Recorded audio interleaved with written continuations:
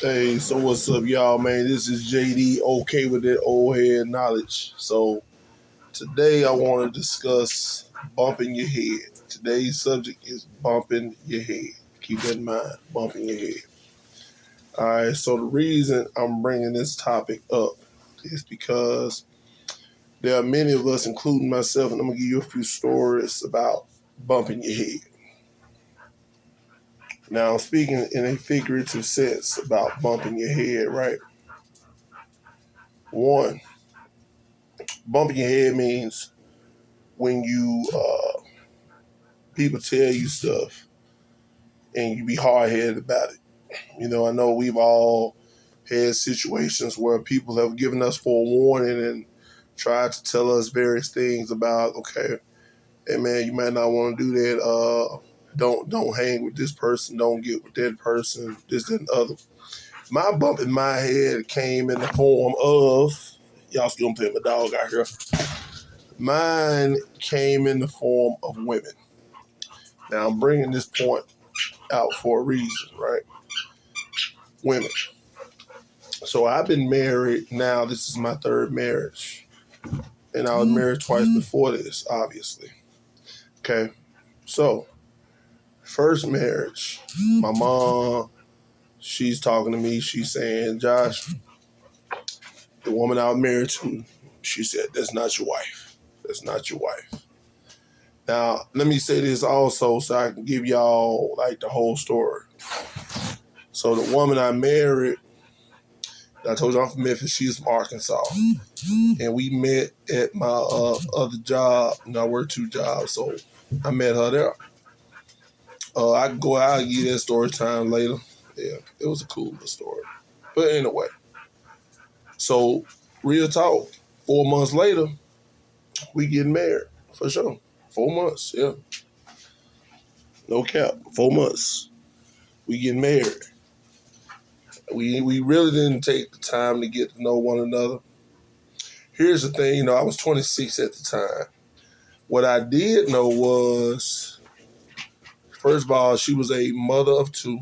When I married her, she was a mother of two. She had two kids, 17, 19. If you know, you know. And we got married after 4 months, right? Now, my mother, let me also say this. I already knew that for the most part, we really wasn't getting along for real. But in my mind, I'm like, people can change. You know what I mean? People can change. She'll be all right. Give it a little time. I can change. That type of thing. That was my mindset. But again, I'm 26, so immature still in terms of relationships and all of this right here.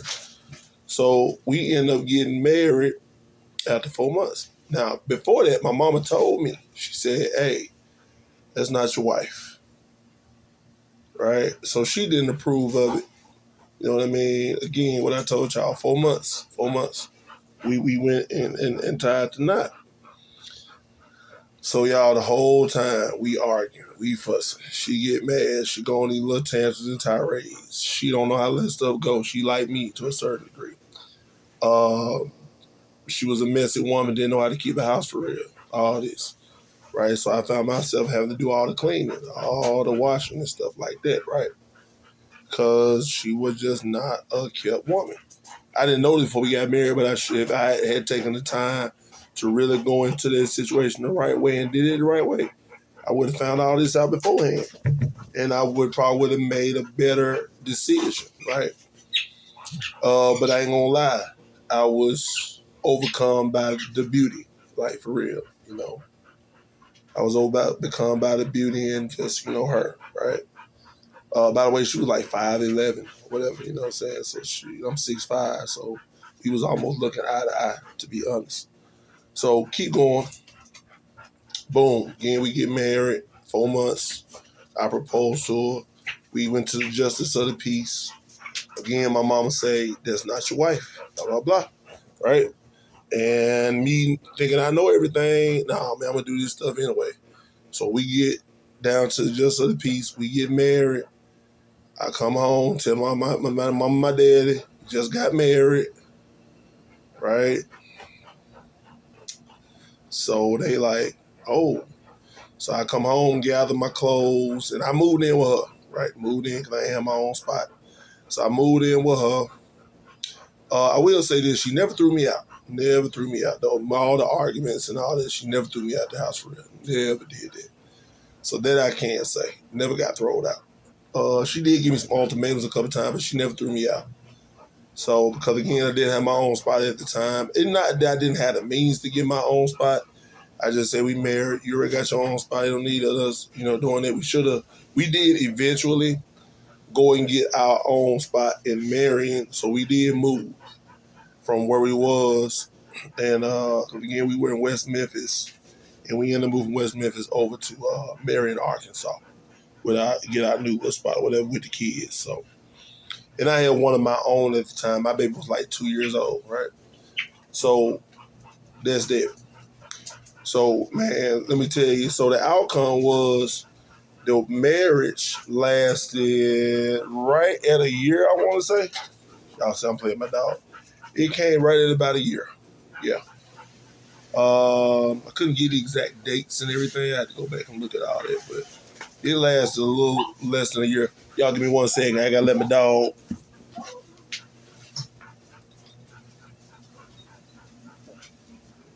Get back. Get back. Go ahead, go.